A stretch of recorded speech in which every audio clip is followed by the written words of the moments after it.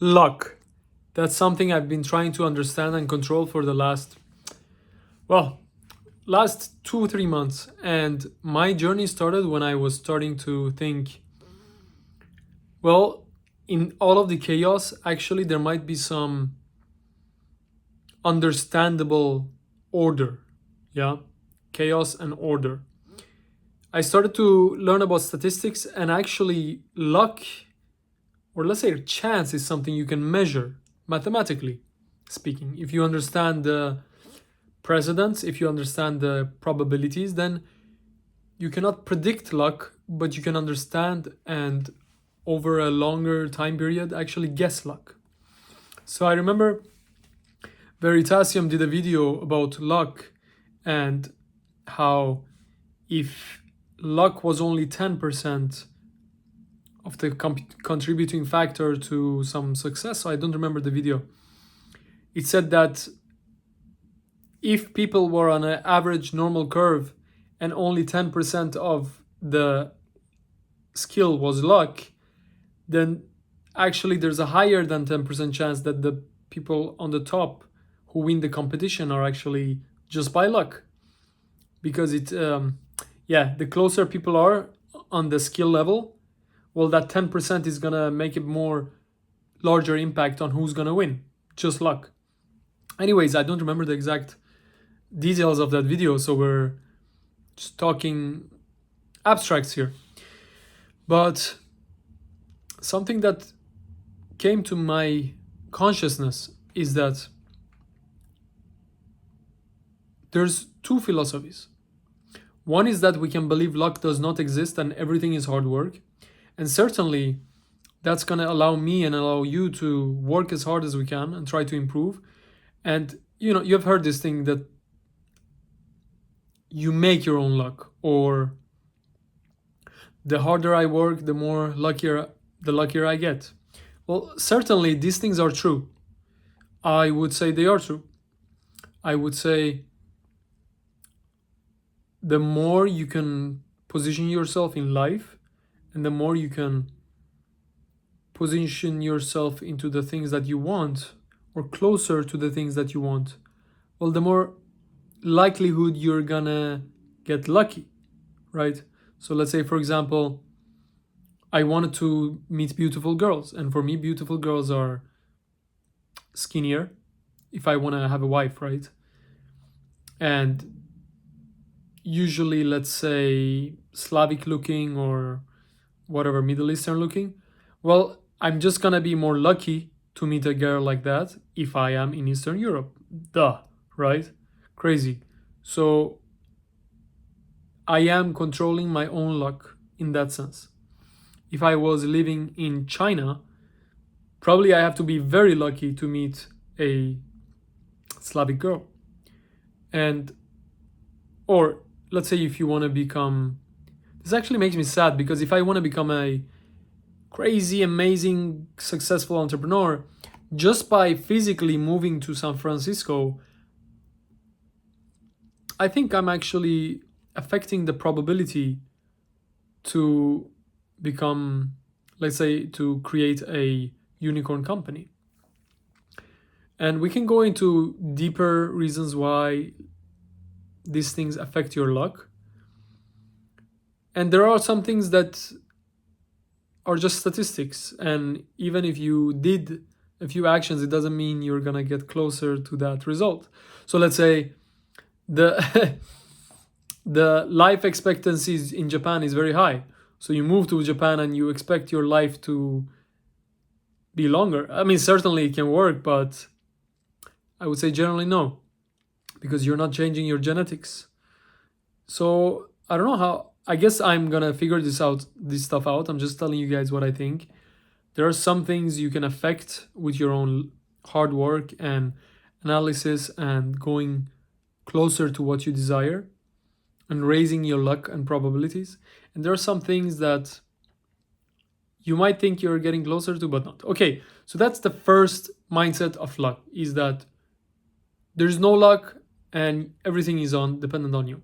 And actually, that's actually a very positive mindset. And many of the entrepreneurs that have reached it up there even if they were lucky, it wouldn't help them to think that it was luck.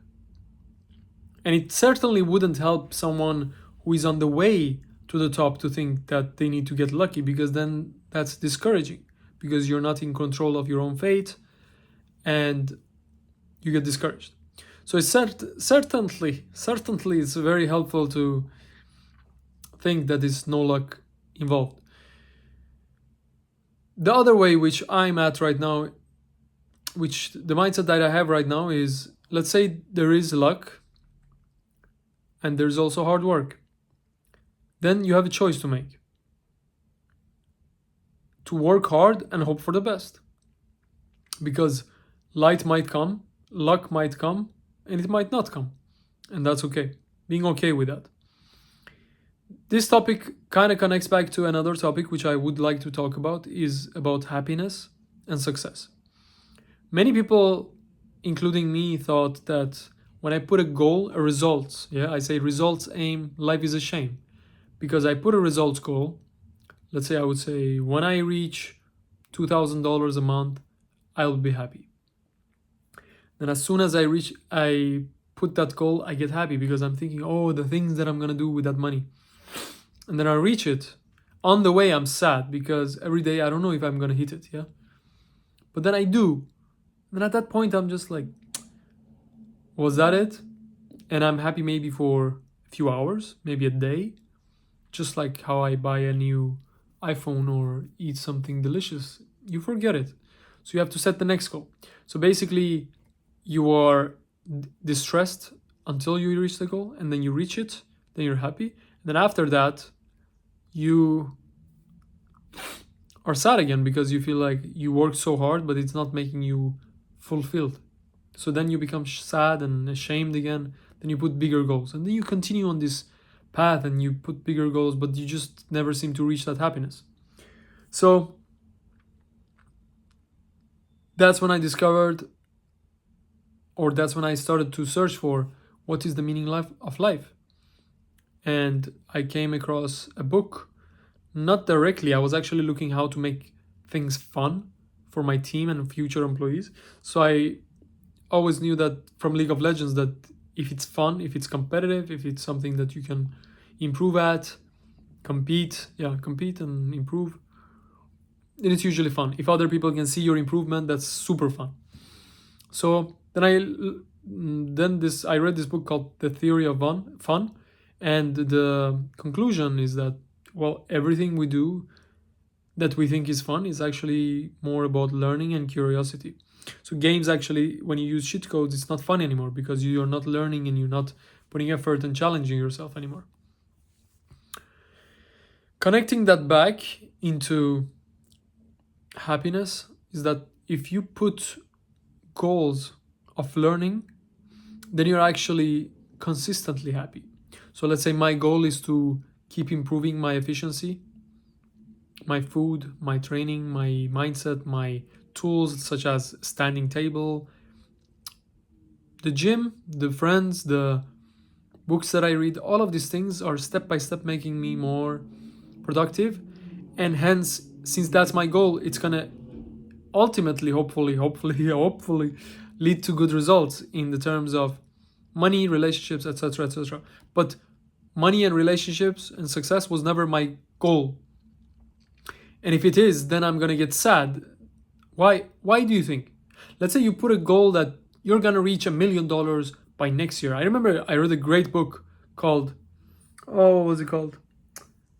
I don't remember the name right now.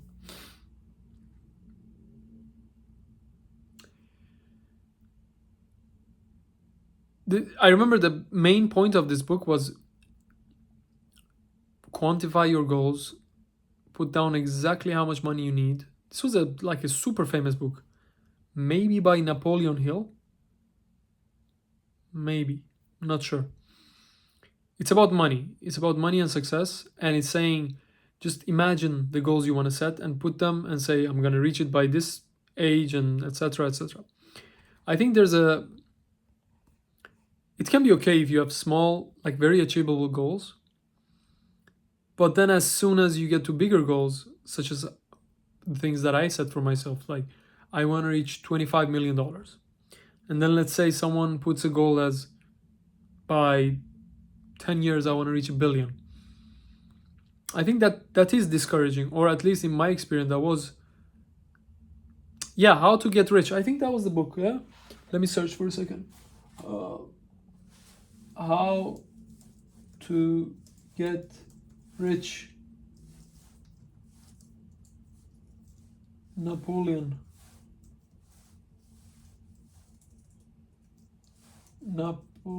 Hill.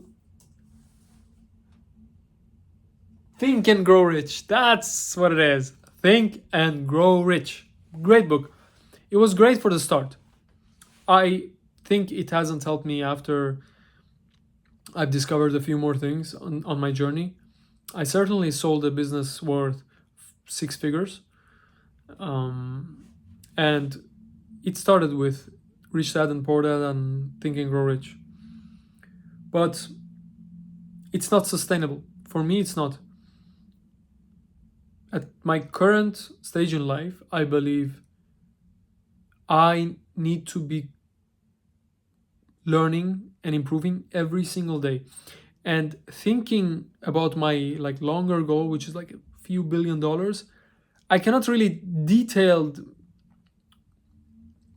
make a detailed plan of how to reach that. So I cannot like break it down into months and, yeah, okay, so you want to make $1 billion, so first make 100,000 per month, and then it's just so many steps and everything can go wrong. And let's say you have that goal. Let's say your goal is to reach whatever, you want to have 5 children by age 35.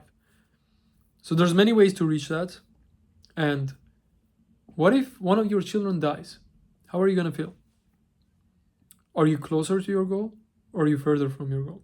Let's say you put a goal as you want to reach $1 million by the end of this year. Every day that you're not progressing or you don't see clear progress towards your goal, how are you going to feel?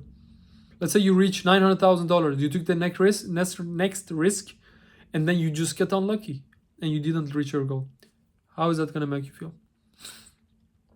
Well, my friends, that has happened many times in my life, where I put this kind of results aim, status aim, because I want to reach a status, and I feel ashamed. Many times I compare myself to the future self that I wanted to be, what my past self promised my future self, and if I don't reach that, I feel shame. Shame for myself, shame to the people that I told them I'm going to reach this goal and I didn't. So that kind of goals don't work for me for the longer term, so I went back to a different philosophy. It's called learning aim, life is a game. My goal is learning and improving every single day. That's my only goal. That's the most important goal I have. So going back to the theme of luck, I think we cannot determine our own luck. We can try to improve it and put ourselves in the places where it appears to be more probable. We can learn statistics. We can try to perceive the world from a perspective, not our perception, but the perspective of a third eye's view, right? A bird's eye view. But here's the beauty of luck. Maybe this is the biggest point of this video. We cannot determine our own luck, but we can be other people's luck every single day. Isn't that crazy? Just think about it for a second.